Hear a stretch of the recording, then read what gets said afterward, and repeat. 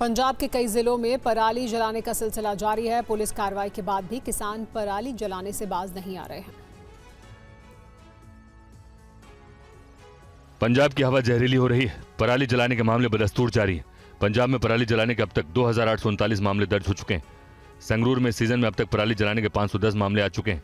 वहीं तरनतारन जिले में 506 तो फिरोजपुर में 296 जगहों पर पराली जलाई गई। पंजाब में लाख कोशिशों के बावजूद भी किसान पराली जला रहे हैं। कई किसानों पर प्रशासन ने केस भी किया है। इसके बावजूद किसान खेतों में आग लगा रहे हैं। तस्वीरें संगरूर की हैं। डिप्टी कमिश्नर राहुल चाबा और जिला पुलिस प्रमुख सरताज सिंह चहल पराली में लगाई आग को बुझाने में जुटे हैं। ये दोनों गश्त पर निकले थे, तभी उन्होंने सड़क से देखा कि गुरदासपुरा और गांव खुराना में कुछ किसान पराली जला रहे हैं। दोनों अधिकारी खेत में पहुंचे और अपनी टीम के साथ आग बुझाने लगे। ਇਹ ਪਿੰਡ ਖੁਰਾਣਾ ਹੈ ਤੇ ਇੱਥੇ ਆ ਕੇ ਡੀਸੀ ਸਾਹਿਬ ਤੇ ਮੈਂ ਇਹ ਅੱਗ ਨੂੰ ਬੁਝਾਇਆ ਤੇ ਸਾਡੀ ਗੁਜ਼ਾਰਿਸ਼ ਹੈ ਸਾਡੇ ਸਾਰੇ ਕਿਸਾਨ ਵੀਰਾਂ ਨੂੰ ਕਿ ਉਹ ਨਾੜ ਦੀ ਤੇ ਰਹਿੰਦ ਖੂੰਹਦ ਦੀ ਸਾਂਭ ਸੰਭਾਲ ਕਰਨ ਹਦਾਇਤਾਂ ਮੁਤਾਬਿਕ ਤੇ ਇਸ ਨੂੰ ਅੱਗ ਨਾ ਲਾਣ, ਵਰਨਾ ਸਾਨੂੰ ਨਿਯਮਾਂ ਮੁਤਾਬਿਕ ਜੋ ਬਣਦੀ ਕਾਰਵਾਈ ਹੈ ਉਹ ਕਰਨੀ ਪਏਗੀ। लॉटरी का टिकट खरीदने के बाद राजस्थान के एक सब्जी बेचने वाले की कैसे किस्मत बदल गई, देखिए इस रिपोर्ट में। ये है अमित सेहरा। जयपुर के कोटपुतली इलाके में रहते हैं और सब्जी की रेहड़ी लगाते हैं। 11 करोड़ की निकली लॉटरी ने इनकी जिंदगी बदल दी। पंजाब स्टेट लॉटरीज के अधिकारियों ने इन्हें 11 करोड़ का चेक दिया। अमित सेहरा ने कुछ दिन पहले पंजाब की यात्रा के दौरान पंजाब स्टेट लॉटरीज का टिकट खरीदा था। दिवाली के मौके पर लॉटरी का टिकट खरीदने के लिए इनके पास पैसे भी नहीं थे, लेकिन इन्होंने अपने लेकर लॉटरी का टिकट खरीदा था। लॉटरी का टिकट लेकर ये वापस जयपुर लौट गए। कुछ दिन बाद किस्मत ने इनका साथ दिया और इनकी 11 करोड़ की लॉटरी निकल गई, लेकिन इस दौरान इनका मोबाइल खराब हो गया। पंजाब स्टेट लॉटरीज के अधिकारियों ने लगातार इनसे संपर्क करने की कोशिश की, लेकिन फोन बंद आ रहा था। 4 दिन बाद इनसे संपर्क हो पाया, जिसके बाद पंजाब स्टेट लॉटरीज के अधिकारियों ने इन्हें सपरिवार बुलाकर 11 करोड़ का चेक दिया। भगवान ने कर डाला और मेहरबानी हो रतन लॉटरी एजेंसी वालों की कि उनका मैंने नाम सुना था, उनके यहाँ से मैंने टिकट ली और मेरी तकदीर, उनके यहाँ से टिकट लेनी थी, मेरी तकदीर पलटनी थी। उत्तर प्रदेश के मिर्जापुर में चुनार रेलवे स्टेशन पर बड़ा हादसा हो गया। कार्तिक पूर्णिमा पर स्नान कर लौट रहे श्रद्धालु रेलवे ट्रैक पार कर प्लेटफॉर्म के दूसरी तरफ जा रहे थे। इसी दौरान कई श्रद्धालु कालका मेल की चपेट में आ गए, जिसमें 6 लोगों की मौत हो गई।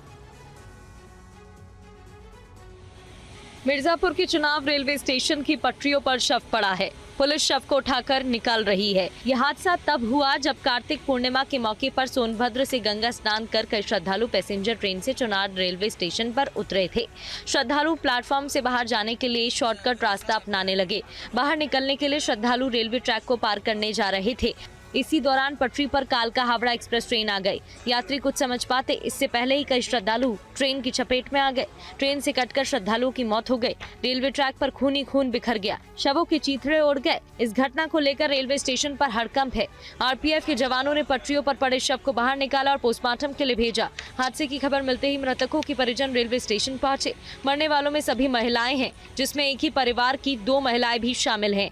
यह हादसा श्रद्धालुओं की गलती की वजह से हुआ। श्रद्धालु प्लेटफॉर्म की ओर न उतरकर पटरी की ओर उतरे, इसी वजह से यह बड़ा हादसा हो गया।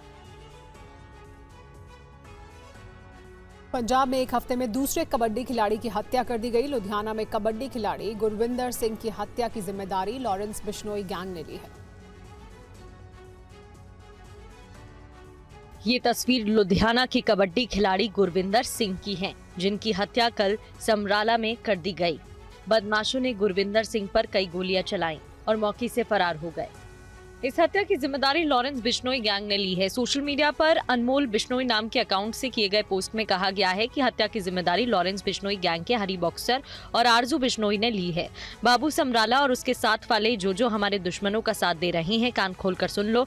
तुम्हारे में से जो भी मिल गया उसका भी यही हाल करेंगे। ये चेतावनी सबके लिए है। जो हमारे दुश्मनों का साथ दे रहे हैं, या तो सुधर जाओ या तैयार रहो, अगली गोली तुम्हारी। पंजाब में पिछले कुछ समय में कई कबड्डी खिलाड़ियों पर अटैक हुए हैं। इससे पहले 31 अक्टूबर को लुधियाना में कबड्डी प्लेयर तेजपाल की हत्या की गई थी। 6 जून को पंचकुला में कबड्डी खिलाड़ी सोनू नोल्टा की हत्या कर दी गई थी। विदेशों में कबड्डी लीग से कई गैंगस्टर और ड्रग माफिया भी जुड़े हैं। इसी गठजोड़ की वजह से खिलाड़ियों और लीग आयोजकों के बीच तनातनी हत्या की वजह बनती है। राजस्थान के बारां में पुरानी रंजिश के चलते हिस्ट्री शीटर शाहरुख का मर्डर कर दिया गया है। इस मामले की तफ्तीश में कई परतें खुली हैं। देखिए पूरी खबर। ये तस्वीरें हिस्ट्री शीटर शाहरुख की हैं। पहले इसे गोली मारी गई, फिर चाकू पेचकस से गोदकर मर्डर कर दिया गया। ये वारदात राजस्थान के बारां में हुई। घटना के दौरान पास में मौजूद पुलिसकर्मी मौके पर पहुंचा तो अभियुक्तों ने उस पर भी देसी कट्टा तान दिया। बावजूद इसके पुलिस ने 2 हमलावरों पर शिकंजा कस दिया, जबकि अन्य अभियुक्त फरार होने में कामयाब हुए। अब पुलिस इस वारदात की तफ्तीश में जुटी है। FSL टीम ने क्राइम साइट से साक्ष्य जुटाए हैं। पुलिस ने बताया कि हिस्ट्री शीटर शाहरुख तालाब पाड़ा इलाके में खड़ा था, तभी अभियुक्त सद्दाम और उसके साथी वहां पहुंचे और पुरानी रंजिश के चलते शाहरुख पर चाकू से वार करने लगे। बचने के प्रयास में शाहरुख मेला ग्राउंड की ओर भागा, लेकिन बदमाशों ने उसे प्यारे राम जी मंदिर के पास पकड़ लिया। चाकू और पेचकस से ताबड़तोड़ वार करते हुए देसी कट्टे से गोलियां दागी। हमले के बाद अभियुक्तों ने गला रेतकर शाहरुख का मर्डर कर दिया। उसको जैसे घटना का पता चला तो उसने एक बदमाश को मौके से दबोच लिया और दूसरा बदमाश की जो है पुलिस ने पीछा करके और जल्दी ही उसको पकड़ लिया। राजस्थान में अलवर की एक मस्जिद में 5 साल की बच्ची से रेप करने वाले मौलवी को उम्र कैद की सजा सुनाई गई है। कोर्ट ने अपने फैसले में कहा कि बच्ची के साथ दरिंदगी एक जघन्य अपराध है। ऐसे मामलों में किसी तरह की नरमी नहीं बरती जा सकती। पुलिस की गिरफ्त में चल रहे मौलवी को कोर्ट ने पॉक्सो एक्ट के तहत उम्र कैद की सजा सुनाई है। दरअसल इस दरिंदे ने सितंबर 2024 में 5 साल की मासूम को लालच देकर मस्जिद में बुलाया और उसके साथ दरिंदगी की। बच्चे की मां जब मौके पर पहुंची तो अभियुक्त मौके से फरार हो गया था। बच्चे के परिजनों ने पुलिस में शिकायत दर्ज करवाई। पुलिस ने जांच की, घटना को सही पाया और कोर्ट में चार्जशीट पेश की।